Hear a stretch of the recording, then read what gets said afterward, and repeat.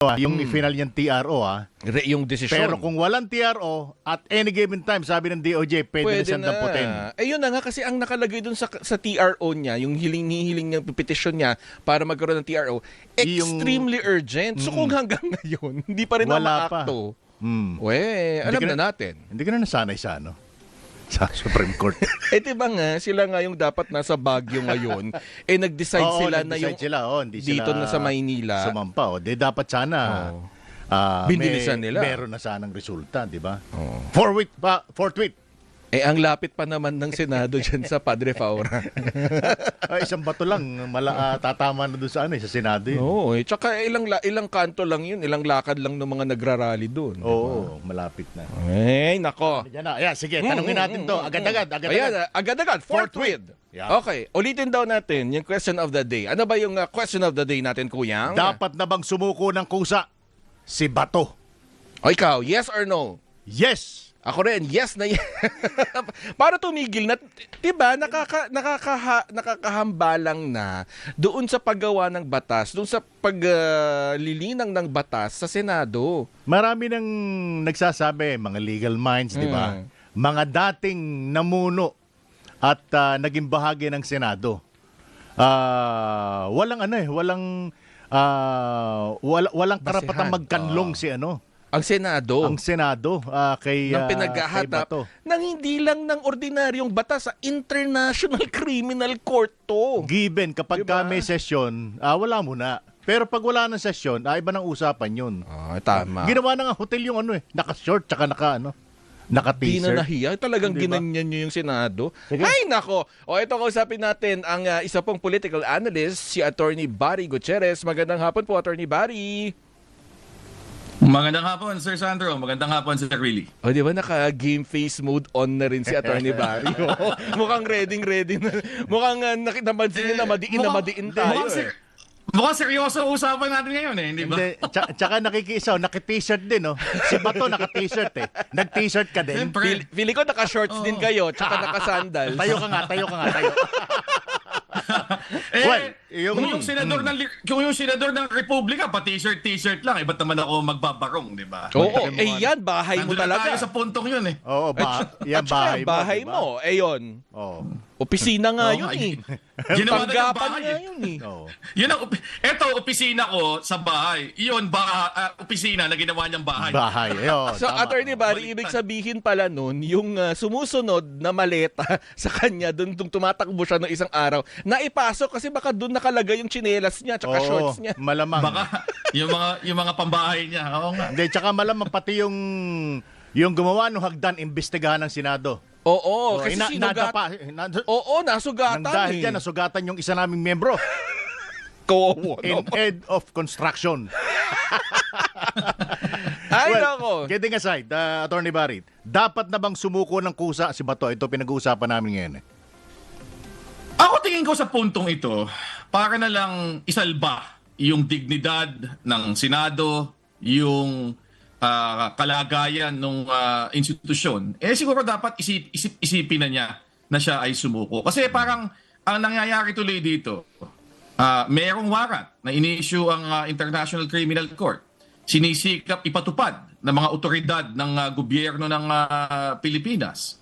Tapos nagtatago siya doon sa Senado na wala namang batayan yung immunity na kanyang sinasabi dahil malinaw sa ating konstitusyon, Article 6, Section 11, na ang tanging immunity ng isang senador o ng isang kongresista ay para lang sa mga krimen na ang parusa ay hindi lalagpas sa 6 years at dun lang sa panahon na in session ang Kongreso. So, ito ay pribilehyo na binibigay sa mga halal na mga mambabatas dahil nga kung mababa naman ang penalty, wag na nating guluhin habang siya ay nagtatrabaho. Pero itong si Senator Bato de la Rosa, ang hinaharap nito ay crimes against humanity.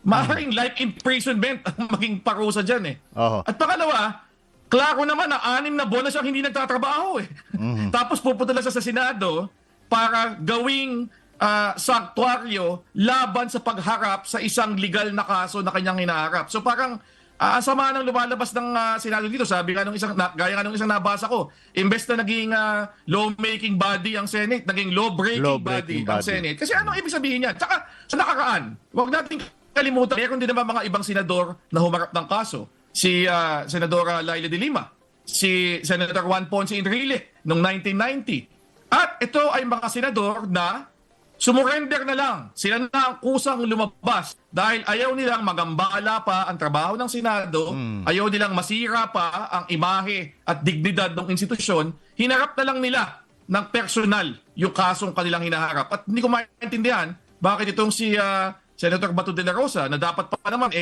matapang na tao dahil dating PNP chief na sa mga nakaraang taon ay nagsabi na, di ba, haharapin niya itong mga bagay na ito. Bakit ngayon parang tago yata ng tago. At yun, ini-endanger pa niya yung institusyon na kanyang kinabibilangan. Yung binabanggit mong provision sa saligang batas, may kinalaman dyan sa dapat ay pagsuko ni Bato.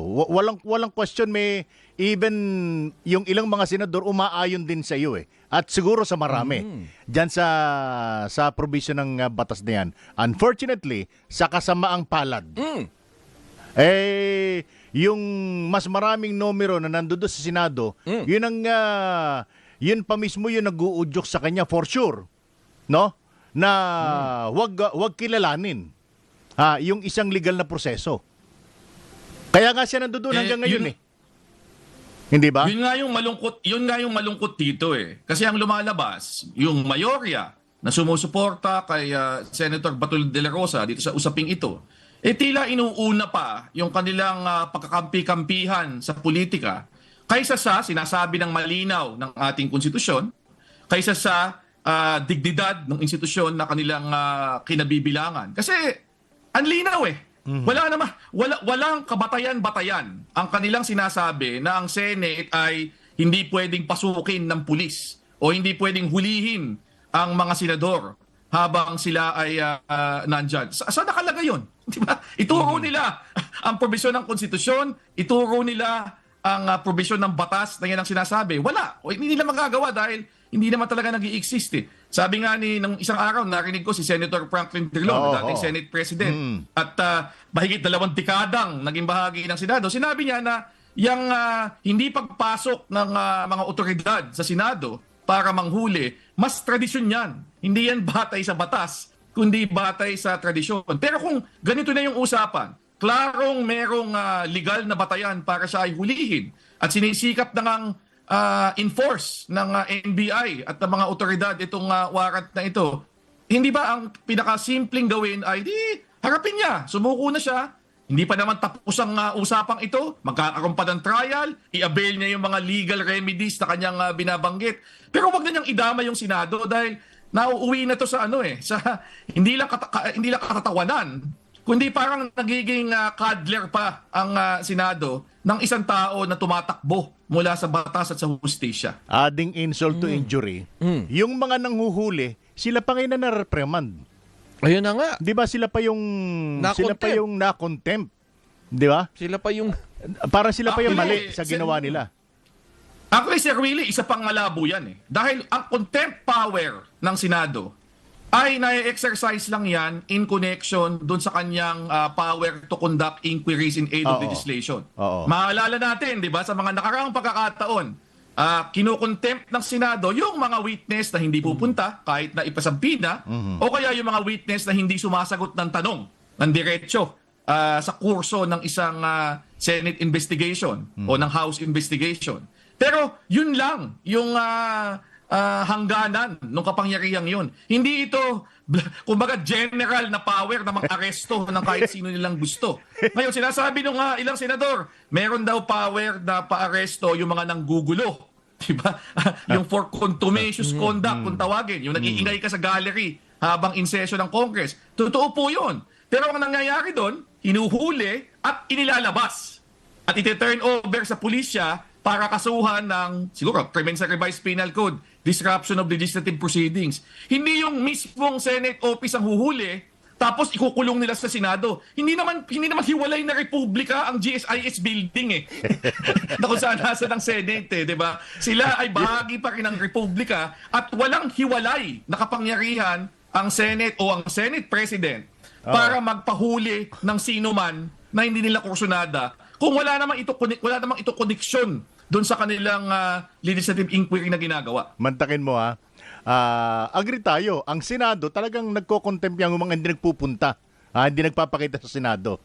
Itong mga Tama. taga-NBI, nagpunta. Kinontempt pa rin. Oo nga. Maiba ako. Kasi Oh. parang may napansin ako.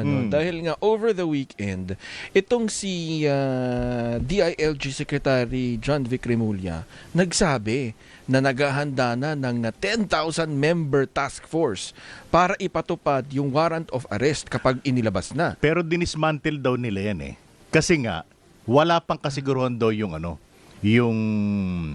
yung sinasabing warrant of arrest. Ugong-ugong pa lang naman daw. Pero Kaya hindi dinismantle. Ang tanong kasi ganito, ito, Attorney Barry, tanong na rin to.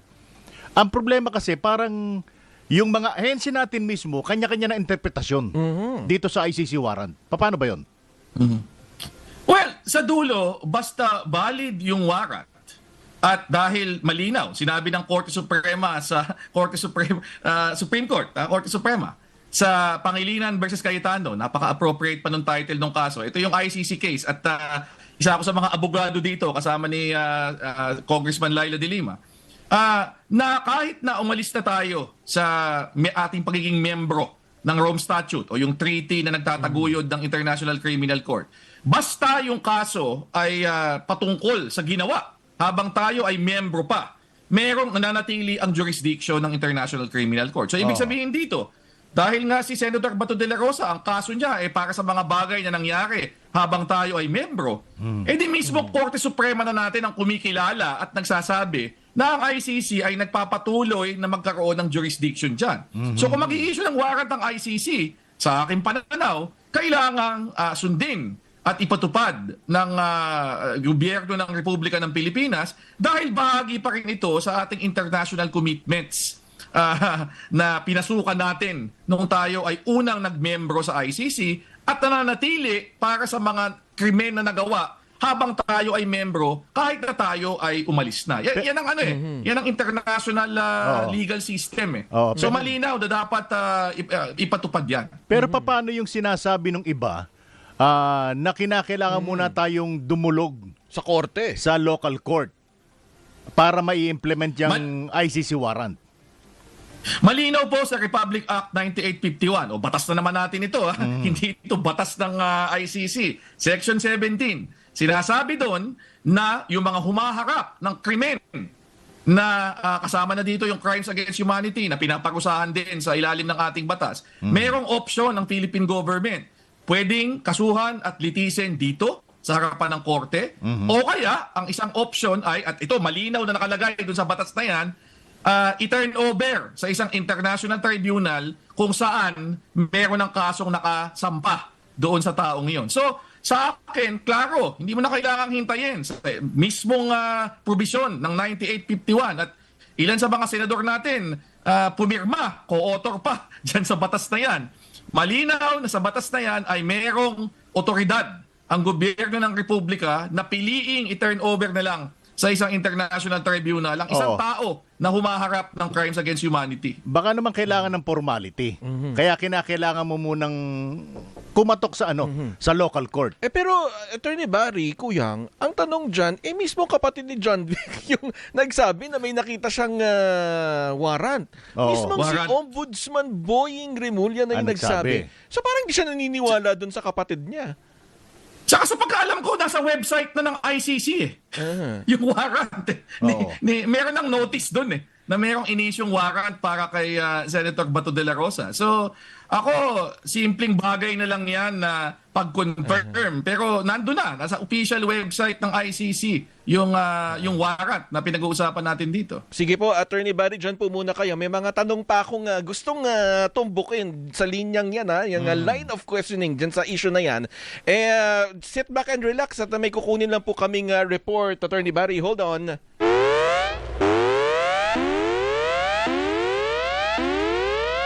Ano ba yan, Kuya? Mukhang may report tayo mula sa Senado. Kuha tayo ng report mula sa Senado, mula kay Radyo Patrol, Robert Mano. Robert. Sandro and Willie, nagbibigay ng briefing ngayon ang Senate Sergeant at Arms si General Mau Aplasca. Pakinggan natin. Kakausapin po namin yung kanilang head, yung team. Kakausapin po namin yung kanilang head, yung team leader nila, but we will not allow any tactical or any team to go inside. Pero kakausapin namin yung team leader. Pero sir, sa ngayon, ano yung status ulit sir ng Senado? Naka-lockdown po ba sir sarado yung gate ng GSIS at saka po yung sarado Hindi po lockdown ang tawag, elevated alert level lang po tayo. Oh, meaning? Since Monday, meaning magdadagdag tayo ng mga security systems including yung augmentation from the PNP. Maghahawak pa rin po ng long firearms yung mga sergeant at arms? Yung mga long firearms ko, kasama po yan sa elevated threat level namin na protocols. Sir, So, ibig sabihin sir, kasi ang directive sir, kung walang utos mula sa korte, hindi ibibigay si Senator Bato de la Rosa. So, kung may pupunta dito, ICC warrant of arrest lang ang dala, hindi po ibibigay. Hindi But po, based on the papapasukin. instructions of the Senate President, saka yung agreement naman namin with the NBI, hindi po. Sir, balikan ko lang po yung kanina. Binabanggit nyo na nagpang-abot si Senator Kiko Pangilinan at si Senator Robin Padilla. Kanina kasi di ba nag-declare ng break. So, nung tapos na sila sa papunta na sila sa lounge, maliit kasi ang daanan sa likod, di ba? So, medyo nagkatabi, siguro nagkasagutan, pero hindi ko naman nakita dahil wala ako doon kanina. Pero sa hindi ba sila nagkasakitan? Yun po ang report sa akin, medyo nagkasagutan lang ng konti. Hindi naman siguro. Ano ba tawag? Nagkagirian lang siguro. So, kinailangan awatin ng mga kapwa sila. Kinailangan pagalitin. Naawat naman ng mga kapwa. Sir, paano magiging... Kinailangan po. Sige, babalik na ako ron. Baka mamaya magkagirian ulit. Robert? So, kailangan i-pacify na call. Pero sir, sino nag-umpisa? Yung? Sir, bibigyan nyo sila ng Pero sino security nag-umpisa? muna? Separate? Separate, tinatanong na dito ko separate security. Para hindi sila magpang-abot, may magbabantay na sa kanila dedicated? Siguro, kakausapin ko po silang dalawa kung talagang kailangan nila ng security, ibibigyan ko ng Sergeant at Arms. Sir, kung pagkaganyan, pagka ganyan, hindi naman sila pababayaan. Sige, matutanda na kayo, bala kayo Hindi naman. magsuntukan. Walang ganun sa sinabi. Sir, kung may direct, Sige po, maraming salamat. Kasi, babalik ako lang sa lang. sir, kung may direct lang na event, ano nagiging proseso nun? Papapasukin ba sila? Magmi-meeting po kami ni Senate President with the head of the NBI team. Ayun, oo. Kung meron man, Kung meron man, okay. Okay, ma'am. Thank you po. Thank you po. Thank you po. Bert? Robert? Bert? Robert? Yan po. Sandro? Oo, sige nga. Ayan. Dalawa yung topic kasi na Oo. pinag-usapan dito sa briefing ni Senate Sergeant at Arms Mau Aplasca. Una ay may nagsasabi na muntik nang magpang-abot, may nagsasabi na nagpang-abot pero hindi malala.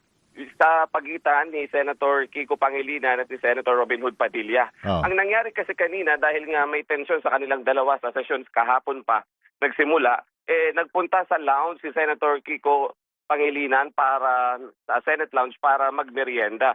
At doon niya nakasalubong, nung patapos na siya, doon niya nakasalubong doon sa hallway itong si Senator Robin Hood Padilla at binabanggit na halos magpang-abot sila doon at naharang naman at napigilan yung posibleng pisikalan sa pagitan nilang dalawa. Bert, At yes. may CCTV naman siguro doon, di ba? Para makita natin. Kasi, tingnan ini-imagine natin kung i-release. ini-imagine ko kasi, para magbangga yung dalawa, napakalit talaga ng dadaanan. Parang iskinita lang. Actually, maliit talaga siya. Ah, okay. Actually, maliit siya. Maliit na hallway yun. Actually, kung magkakasalubong kayo, dalawa, kung may kasalubungan ka, kailangan mong pumihit ng konti para magkasa O, di kayo. parang iskinita lang talaga, maliit no? yung Oo. Kasi, kumbaga, tawid lang siya. Likod to ng session hall, tawid lang siya, maikling hakbang para dun sa lounge nila kung saan sila nagmimerienda. Oo, Okay. yung likod mismo yan eh. Oo, ng rostrum, di ba? Oo, tama. Doon sila mismo nagpang-abot at yun nga, naiwasan naman, na control naman. Kaya ngayon wala, suspended yung session. Lahat ng senador, kabilang ang Senate President, nandun sila sa lounge kasama yung lahat, sila mga senador nandun lahat para nga ipakalmahin yung sitwasyon. Ang report kay General Aplasca ay hindi naman daw nagkaroon ng matinding pisikalan.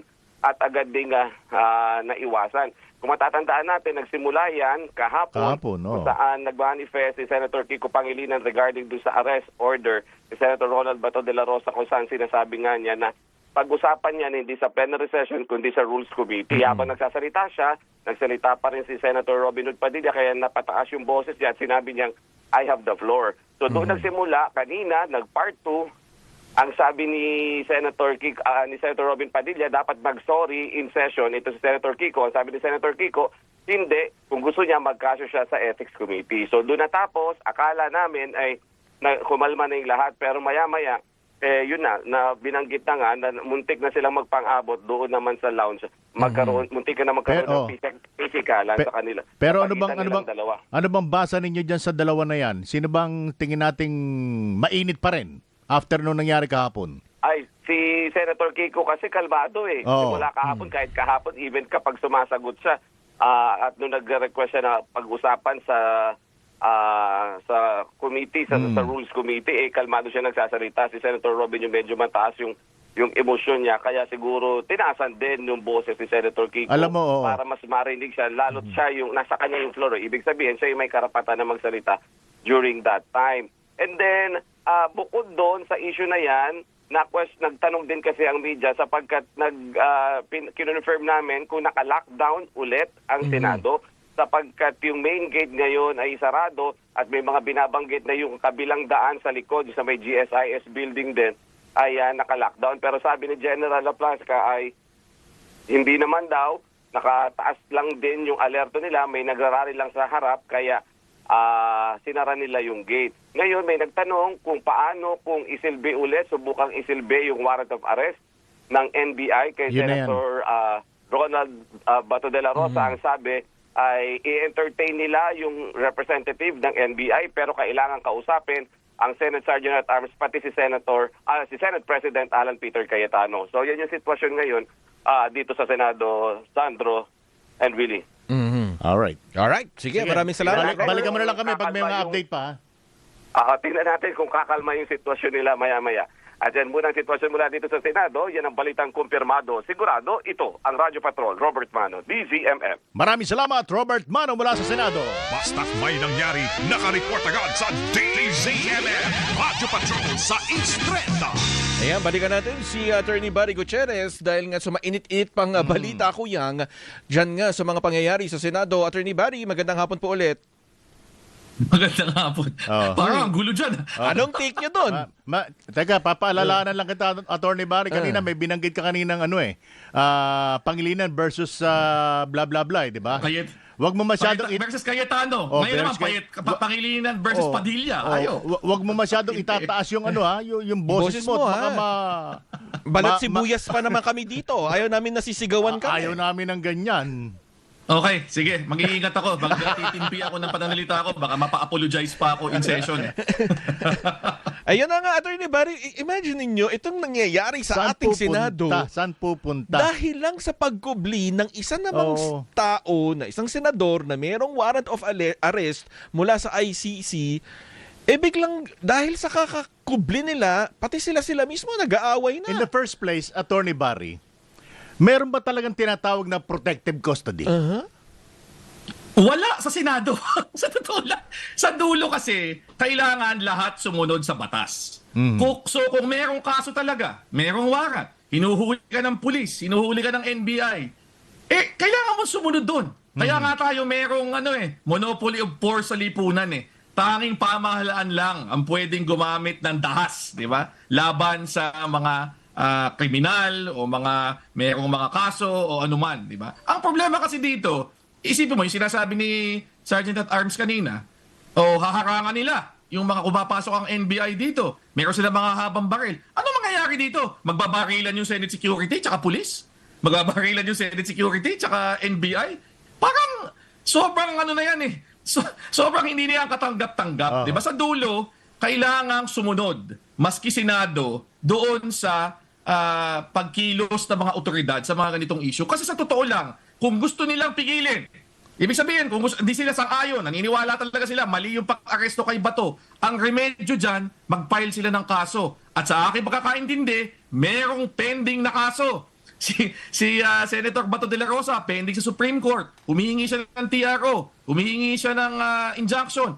Meron bang in-issue? Wala. So habang wala pa, hindi ba ang tama at ang legal na gawin ay sumunod muna kayo doon sa utos ng otoridad. Kasi Kung kung- meron kayong argumento laban sa legalidad niyan, korte lang ang pwedeng magdikta niyan. Hindi pwedeng kayo mismo ang magsasabing hindi kami pwedeng hulihin. Paano kung sinunod dyan ang lahat ng taong may kaso? Sasabihin nila, hindi ako sang-ayon sa kasong yan, tingin ko mali yan. Pwede ngayon silang manlabat doon sa mga nanghuhuli? Oo. Ako, nandun na tayo sa puntong yun eh. At napakadelikado nito, sa tingin ko. At dapat siguro, isa sa mga dahilan nito kung bakit si Senator De La Rosa, para matapos na lang ito, sumuko na siya at doon siya mag-avail ng kanyang mga legal remedy because after all, meron naman siyang pending pagpetisyon sa Korte Suprema eh. Yes. Humingi siya ng urgent resolution doon sa kasong yun. Kasi kung kung talagang ano- tingin niya meron siyang kaso dito. Kasi, Attorney Mari, kung palagi na lang ibabalandra, kakalakalin ng Senado yung ginagamit nilang term ngayon na protective custody kay Bato de la Rosa, edi parang gusto nilang palabasin na, hindi, teka muna, mas above kami dyan sa hawak-hawak ninyong ano. Eksakto. Di ba? Eksakto. Yun. Ay, nako. May marami pa sana akong tatanungin kasi may napansin Sumasakit ako. ang pantog ko rito sa mga ito. Hindi, kasi may napansin ako eh. Meron ako napansin, pero sige, saka na natin pag-uusapan. Dahil nga may napansin ako eh, para mamaya ibubulong ko sa'yo. Sige, Kasi sige. parang may... Sige, huwag natin isama si Attorney Barry. Ha? Oo, huwag natin isama sa ito. Ay, nako. Sige, Hindi marami. ba, text ko naman sa'yo mamaya. Naiinip na yung mga iba pa yung mga guests. Madami pa kayong mga guests dito. Kaibigan ko pa naman ng mga yan. Ay, babalik. Maraming salamat, Attorney Barry. Ha? Okay, maraming salamat. Ingat kayo. Ayan po si Attorney Barry Gutierrez, isa pong political analyst. Teka, ano ba unahin mo ta? Sige, magbabalik po ang ATM. Anong take mo?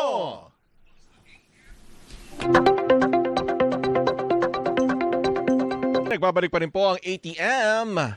Anong take mo? Anong oras na, kuya? Mamantakin mo nga naman 2 minuto na makalipas ang 5:00 ng hapon.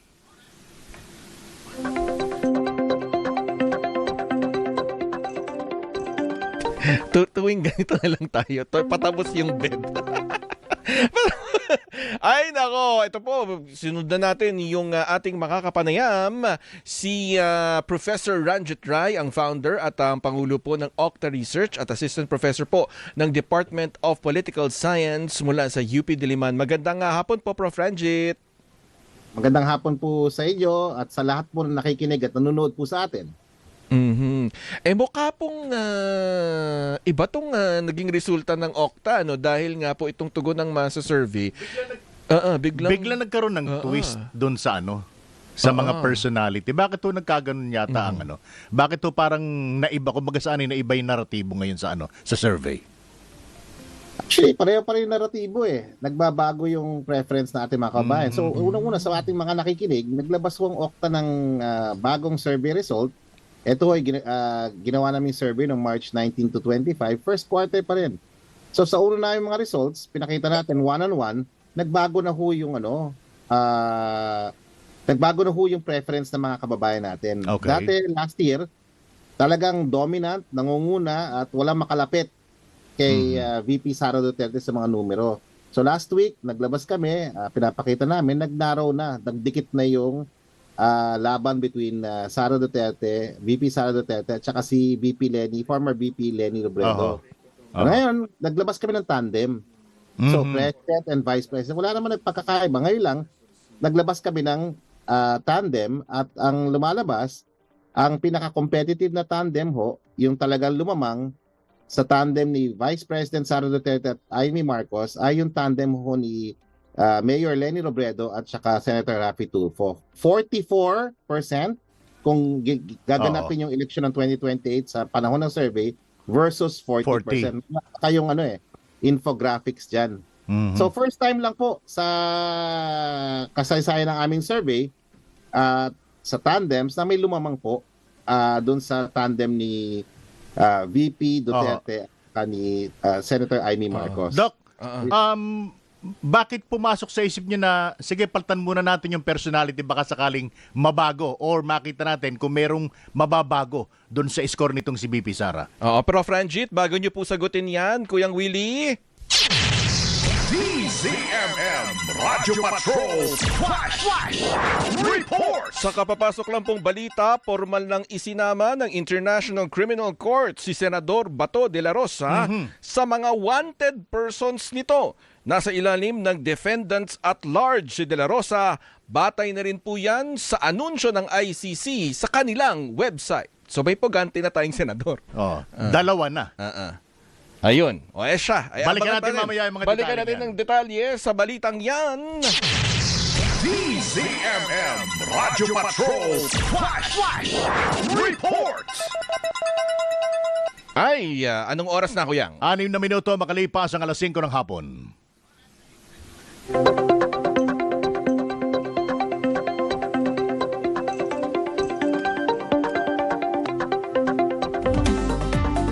Ayan, balikan natin si Prof. Ranjit. Magandang hapon po ulit. Prof. Ranjit, ano ulit yung tanong mo, Kuyang? Yung naiwan natin tanong. Kasi nagkaroon ng bagong pangalan doon sa listahan ng mga iso-survey paano pumasok ito? Kinailangan ba na baguhin natin yung mga personality para makita natin kung gagalaw yung mga dating score ni BP Sara? Dahil hindi wala ho kaming binago. Ang surveys namin na ito ay ginawa na is nagsagwa kami for over almost 2 years na po. Okay. Ang surveys namin. Tapos ganun ho yung mga tandems. Last year ho, ang malakas na tandem ay yung tandem ni VP Duterte, Sara Duterte, at saka ang Vice President niya, si Senator Amy Marcos. Yan ang pinakamalakas na tandem. Consistently, Okay. ang lamang nila between 10 to 15% po. Percentage points po. Lamang sa lahat ng pwedeng i-tandem namin na i-simulate namin na tandem sa kunyari 2028 elections, sino mas malakas sa tandem na makakatalo sa kanila. Ang lumalabas lang, ngayon lang first quarter, after 4 quarters, after 1 year, after 12 months, ito pa lang ang lumalabas na tandem na competitive ho, na nalalamangan sila. Lumamang ho yung tandem ni Mayor Robredo at saka as President at saka ni Vice President, potential Vice President, Senator Raffy Tulfo. 44% Versus 40. nalampasan nila yung 40% po ng Duterte Marcos na tandem. So bahagya lang naman yung pagtaas. Pero dahil unang beses na lang to, ay nilabas namin. No? Ngayon, hindi ho commission yung survey na to. So maswerte tayo kasi dahil itong first quarter hindi ho commission yung mga surveys namin. So nilalabas namin ito. At marami pa kaming tandems na tinetest ho. So hindi lang ito, pero ito ang pinaka-competitive. At pag nakita nyo ho yung breakdown, napakalakas ho ng tandem ni Mayor Robredo at Senator Raffy Tulfo sa Balance Luzon. More than 30 percentage points po ang lamang nila sa tandem ni Duterte Marcos. At malakas din po sila sa National Capital Region. Okay. Around 30 percentage points po. Sa ang tambala naman Duterte Marcos malakas po sa Mindanao at saka sa Central Visayas. Po. So, yeah. Pero anong factor na nakita ninyo? Isa sa mga, I think, ang lumalabas kung titingnan natin yung kasi wala naman nagbago sa mga pangalan, etong mga tambala na to, tinetest namin the whole of last year, so every quarter halos. I think ang nangyari yung mga events, no? Number 1, yung impeachment, bumaba ang preference para kay VP Sara sa ibang lugar, lalo sa Balance Luzon at saka NCR, mas naging critical ang mga tao. Naging critical, tas consistent yan, pati yung trust and performance rating siya, mababa rin dito. So, ang pinapakita nito na, I think yung implikasyon nito, lalong dumikit na, mas competitive na yung laban. Dati kasi, isang dominant name lang, Duterte lang ang last year sa presidential preference. Pati sa tandem, Duterte Marcos, pwede rin Duterte Robin Padilla, very dominant. Pero ngayon dikit na yung laban. Kung hypothetical lang naman to sa ating mga kababayan, ito ang sentimiento sa panahon na to. Magbabago pa to at hindi ito garantiya, hindi ito prediction, pero ito yung survey ng panahon na to. Ito yung pananaw ng ating mga kababayan. So, ano pa ang isang takeaway? Malinaw na regional ang support. So, ang Mindanao, Central Visayas, malakas po yung Duterte Marcos doon at sa Ilocos area. Pero for the rest of the country ho, medyo hati, no? Sa Balanced Luzon in general, malakas po ang Tambalang, Robredo and Senator Raffy Tulfo at doon din sa NCR. Doon sa Visayas po, lamang ng bahagya ang Robredo Tulfo pero by 8 percentage points lang at saka marami pang undecided. So yan ho yung battleground, most likely Balanced Luzon at saka Visayas kung gaganapin ang eleksyon ngayon, syempre. Pero Prof. Ranjit, siguro very quick lang before we let you go. Kapwa nag-deny na, sinabi na mismo ni dating Vice President at Naga City Mayor Leni Robredo at ni Senador Raffy Tulfo na wala silang hindi sila interest. nagtatakbo sa 2028. Pero si VP Sara nag-anunsyo na tapos wala naman tayong naririnig pa mula kay Senador Amy Marcos. Posible po bang magbago pa yung ito? Lalo na't nagsabi na yung dalawa, si Robredo at si Tulfo.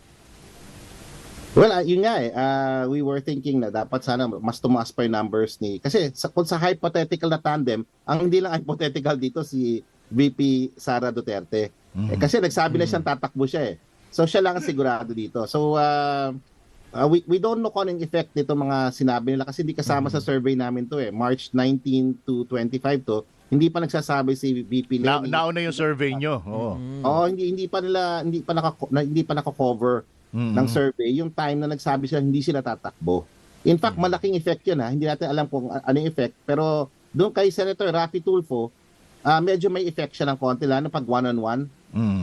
VP Sara versus Senator Raffy Tulfo. Nung nagsabi siyang hindi siya tatakbo, nung I think Feb yun na ayaw niyang tumakbo. So, at kumalat yun. So, I think yan, nakaka-apekto yan sa preference. So, hindi ko alam kung yung momentum na nakikita natin ngayon ay mananatili sa second quarter. Para one thing's for sure, yung next guest nyo will continue to say this, malaking factor yung impeachment. Impeachment ni VP Sara Duterte sa pagbaba ng numbers niya, whether it's preference for the president in 2028 or pagdating sa trust and performance niya. At malaking bagay talaga yung trial sa Senado kasi 69% na ating mga kababayan gusto magkaroon ng trial. One last point sa akin. Most likely ba? Pero yung survey na yan ay sa second quarter pa po. Kaya nga, magpa-follow up kayo ng survey na ito para malaman din natin.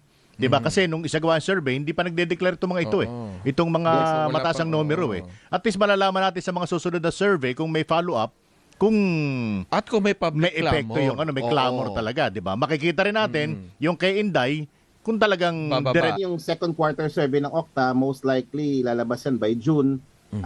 Meron kaming initial survey April, hindi pa rin namin na-process lahat 'yon. Baka next week meron na kaming initial processing ng probes.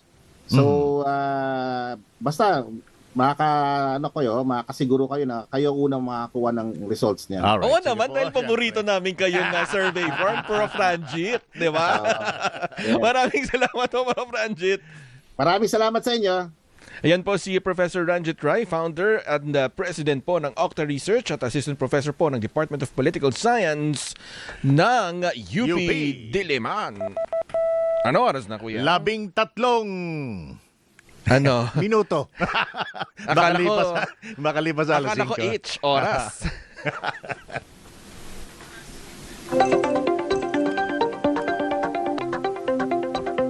Paano? Magbabalik po ang ATM. Anong take mo?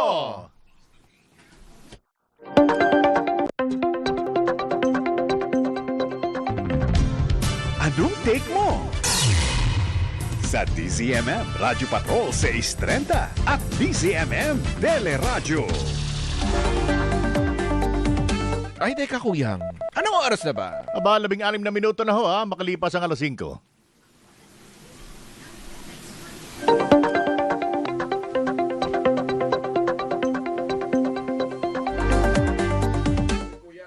Oy, kuyang, araw-araw sa paghatid natin ng balitang kumpirmado, sigurado at sa agarang pag-aksyon sa mga nangangailangan, nakamit ng DZMM Teleradyo ang pagiging number 1 sa cable news channel sa Metro Manila at Mega Manila sa TV audience measurement sa buong taon ng 2025 hanggang ngayong Marso 2026. At ang inyo pong DZMM Radyo Patrol sa Istrenta, number 2 na. Number 2. Number 2 AM radio station na po tayo sa Mega Manila sa first quarter 2026 radio studies ng 55 Blue. Ito po yung dating Kantar Media Philippines. Maraming salamat po mga kapamilya. Ay, maraming salamat. Woo! Paano naman kami? Ganun lang ba yon? Babasahin na lang ba namin yan? O ito, meron tayong mahalagang balita rin, Kuyang. Oy, Do the honors. Kanina umaga, nagulat ako. Oo For the nga first time sa matagal-tagal na buwan. Nag-brown out sa inyo. Nag-brown out sa amin, Nako. 30 minutes. Nako po. Umaga yun, umaga. Habang nagko-computer ako. Inatasan po ng Department of Energy ang NGCP na agad ayusin ang problema sa transmission lines na nakakaapekto sa operasyon ng mga planta at nagdulot ng yellow at red alerts sa Luzon at Visayas grid. Nakipag-ugnayan na rin ng Energy Department sa distribution utilities sa grids na paganahin ang Interruptible Load Program kung kinakailangan. Sa ilalim nito, pansamantalang gagamit ng mga generator ang mga malalaking negosyo para kumalas muna sa Meralco para mabawasan ang demand sa grid. Ay, sunod na rin natin nitong makakapanayam natin. Bago mag-brown out. Oo, bago mag-brown out. Ang ikatlong distrito po, ang kinatawan po ng ikatlong distrito ng Maynila at miyembro po ng House Committee on Justice, chairperson po ng House Committee on Good Government and Public Accountability, si Congressman Joel Chua. Magandang hapon po, Kong Joel. Hi, magandang hapon Sandro and Willie at sa lahat ng inyong mga taga-subaybay. Lalong-lalo sa mga taga-distrito ko sa 3rd District ng lungsod ng Maynila. Ayan. Magandang hapon po. Hindi naman brown out sa distrito nyo, Congressman. Ay, hindi po. Maghapon po ako nandito sa Congress. Naka-yellow alert tayo, di ba? Naka-yellow alert tayo. Di ba ngayon. pwedeng doon na lang sa Senado yung unang tanggalan ng kuryente? Wag naman. Sa Pasay. Kawawa naman yung isa. Naka-short na nga lang yung isa dun eh. Mahiinitan. Magkano kaya yung kuryente nila doon, no? Dahil Ay, dun sa grabe pagstay kuryente niya. dun, no? Muntakin mo yan, no? Teka, ano ba pag-uusapan natin? Hindi yan ang pag-uusapan natin. Hindi yan ang pag-uusapan natin. Ayun nga, Kong Joel, hindi pa pala natatransmit, Hindi pa po natatransmit sa Senado yung impeachment complaints mula sa Kamara. Ano na pong estado ng preparation ng mga itatransmit sa Inasahan po natin kung hindi po ngayon ay bukas maitatransmit po ito. So anytime naman po yan. Gaano ho ba kadami yan? Balita ko, bulto-bulto yung inihahanda nyo dyan sa Kamara. Tama po kayo. Marami po talaga yan. Pero bukod po kasi doon ay inaalam pa po nila kung kanino sila makikipag-coordinate dahil nagpalit po ng liderato ang Senado. So yan po yung mga dahilan kung bakit medyo naantala. Pero kung titingnan naman po natin, yung pagkaantala ay 2 araw lang naman o 3 araw. Kung kukumpara po sa pagkakaantala ng 19 Congress kung saan ito'y tumakbo ng 3-4 na buwan. Oo. Curious lang ako, kinakailangan ba ng communication from Kamara to Senate na magpapadala na kami dyan, natatransmit na namin yan? Hindi na po kailangan yung ganon. Paano po? Kailangan po yun para kung sino po mag-receive. Ayun. Para hindi po i-deny na ito po yung natanggap. Dapat official po ang pagkakatanggap. Ay, kaso baka may sumagot, Mr. Congressman, sorry po, nagkakagulo kami rito ngayon. Bawal ba? Hindi po pwede natanggap. Wala namang ganon. Kaya nga po kailangan, napakahalaga po talaga ng coordination. Oo. Ay, kasi baka sabihin, hello, Congressman, sarado po ngayon ang gate ng Senado. Hindi ako kayo makapasok. Oo nga, kasi nga diba may binabanggit kanina na... Ang tawag doon? Elevated lockdown ba tawag nila? Hindi, ayaw nga daw ng lockdown eh. Parang elevated chururut. Ayun nga, paano po ba, hindi po ba apektado nito? Especially yung nangyayari ngang paghihigpit ng seguridad dun sa Senado. Itong transmission, kung sakasakaling ready na i-transmit mula dyan sa Kamara, yung impeachment. Well, inaasahan po natin na yung coordination nila mas magiging maayos. At siyempre, pagka ganyan naman po, magpapaabang po yan sa baba. Oo, hindi ba mamaya may makialam dun? Pigilan yung at saka pag-transmit, hindi po ito dadaan sa basement. Doon po ito dadaan sa... Oo, baka madapa kasi. Huwag yung padaan ito sa hagdan. Baka madapa yun mo yung dadala. baka mamaya masigawan manakbo, madapa, mahirap na. Oo. Sasabog ho yung mga papel na yan, sayang. Oo. Yun nga po, hindi po ba rin hindi rin po ba kayo nababahala na baka nga habang itatransmit papunta doon, baka pagdating pa lang doon sa gate, harangin at kung sino at hindi talaga ba completely matransmit yung kopya ng impeachment, yung articles of Well, impeachment. normally naman po, yung pagtatransmit naman po, may kopya naman po kami. So, meron pong receiving copy yan. So, hindi lang naman po sila ang may kopya. Meron din naman po kaming kopya. At syempre, pati po yung respondent, no, ang ating Vice President, ay padadalhan din yan. Oh. On a serious note, Congressman, gaano kayo ka-confident na with the palitan ng leadership, and alam naman natin na hindi naman natin sila direktang hinusgan, pero base sa nakikita natin, parang nakikinikinita natin na magiging kapalaran ng impeachment doon kayo po, ano pong nakikita ninyo dyan sa Kongreso? Alam nyo, Sandro, Willie, ako kasi ang nakikita ko, at the end of the day, malaking magiging papel ng media ng kagaya ninyo at ng taong bayan. Kaya nga, ang mahalaga dito, ito namang gaganapin na paglilitis sa Senado ay open for public. So, malaki po ang magiging papel po natin. Kaya kailangan maging mapagmatsyag po ang bawat isa po sa atin. Hindi kaya inaasahan din natin na magkaroon ng cheese part 2, na magkaroon ng delay? Ang isang madalas namin pinangangambahan dito, yung kamakailan naging ruling ng o naging desisyon ng Supreme Court regarding dun sa salitang forthwith, Congressman. Alam mo, nang pinakinggan ko yung bagong upong Senate President, si Senate President Alan Cayetano, siya ay nangako na aaksyonan niya to forthwith. So ako, wala naman ako nakikitang dahilan para hindi tayo magtiwala sa kanya. Siguro bigyan natin siya ng benefit of the doubt. At alam mo, isang mahusay na abogado si Senate President Cayetano. Ako naniniwala na mataas ang respeto niya sa ating saligang batas. Kaya ito ay kanyang susundin. Bandang huli, sasabihin niya, inaksyon na naman namin, Congressman After ilang days. Pero hindi naman namin sinabi, ko-convict namin. Inaksyon na namin. Oo nga, Diba? Pwede rin, inaksyon na namin forthwith, di ba? Oo nga, Pero Sa amin po kasi, ang papel namin ay ilatag ng maayos ang mga ebidensya. At the end of the day, yung paghuhusga po dyan, nasa kamay po yan ng mga nauupong senator judges na nanumpa na sila ay mag-exercise ng political neutrality or impartiality. Now, at the end of the day, kung sa tingin nila, kung ano man ang kanilang magiging desisyon, ako po naniniwala ang taong bayan ay nagmamatsyag. Lalong-lalo na yung media na kagaya po ninyo. Kulang yung sinabi niyong panunumpa, Kong Sabi mo, partiality. Meron pa sa huli yun. Ano yan? Alliances.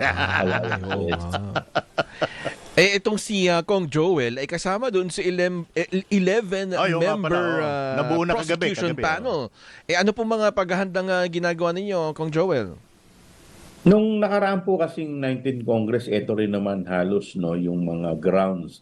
Kaya medyo familiar naman din po tayo, lalong-lalo pa nung ito po ay dinulog o dininig namin sa Committee on Justice kung saan nailatag naman po ng maayos. So basta tayo gagawin po natin ang lahat ng ating makakaya para maipresenta sa mga senator judges at sa mga kababayan natin ang mga ebidensya na meron po tayo. Kahapon, kausap natin si Kong Jude Asidre at natanong nga natin, sa dami ng kanilang in-anticipate na mangyayari diyan sa impeachment, kasama ba sa na-anticipate yung posibleng pagpapalit ng liderato? Bagamat sabi niya, meron kami mga agam-agam na ganyan, pero hindi namin masyadong napagbuhusan ng atensyon.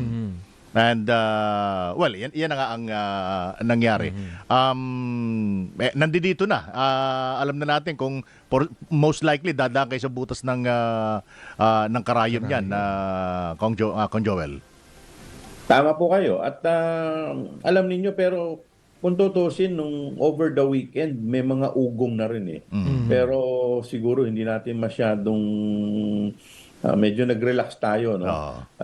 Kasi dati naman nagkakaroon na rin ng ganyang ugong. Kung maalala po ninyo, dati nagkaroon na rin ng ugong na magpapalit ng liderato sa Senado pero hindi naman po natuloy.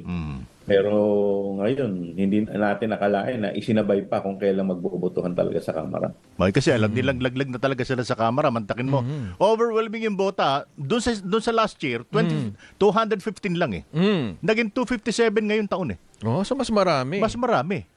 Oh, di ba? Ibig Akala sabihin, nga natin makaka-apekto po yung kanilang ginawa sa Senado. Baka mamaya yung iba isipin exercise in futility dahil pagdating sa Senado baka maging baliwala na.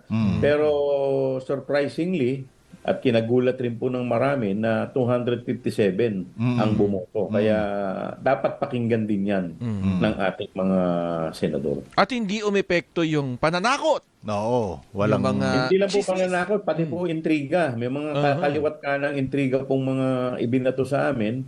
May pananakot. Kaya ito po talagang lahat ng ito, hindi naman din po nagpatinag ang mga kasama natin dito. Oy, kasi hanggang sa plenary, bit-bit nung ilang kongresista yung yung gustong ibato sa inyong mga nagsiboto di ba? Actually, kami nga po magtatanong sa kanila Pagkatapos po ng ilabas ang mga ebidensya na talaga namang malinaw at sinasabi naman natin probable cause lamang to, ang tanong natin, paano nila ipaliliwanag yung kanilang botong no? Tama. Oo, sige po, pakakawalan na namin Kong Joel. Mukhang may kukunin pa tayong mahalagang report. Marami pong salamat, Kong Joel. Kong Joel, thank you. Maraming Mabuhay salamat po kayo, mabuhay po kayo. Kumuha muna tayo ng report bago tayo magpaalam.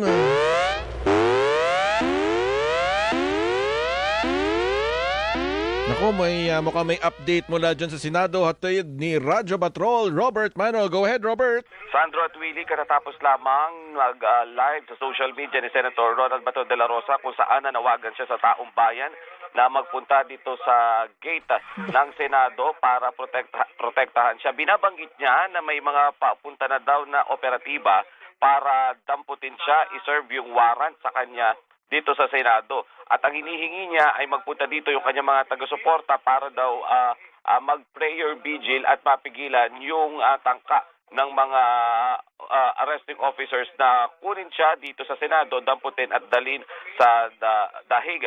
Binabanggit ni Senator De La Rosa na may mga information na nakarating sa kanya na may ilan nang na-deploy na arresting officer. Kaya ang sabi niya, hindi ito katanggap-tanggap at ang panawagan niya ay sana wag gawin ito lalo't nga't may hinihintay pa sila na desisyon mula sa Korte Suprema. So yun muna yung sitwasyon. Robert, Sandro. Nakarating na ba kay Senator Bato na kasama na yung pangalan niya?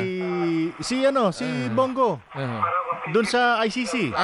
Meron na bang ganyan? Yung binasa mo kanina? Hindi, nilagay na siya. Nilagay si Senador Bato de la Rosa, yung official ng wanted person ng ICC. Dahil nga nilabas yung warrant of arrest laban sa kanya, kaya officially yung name niya ay nandun na rin.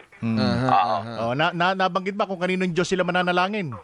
Walang nabanggit, pero yun yung pakiusap niya.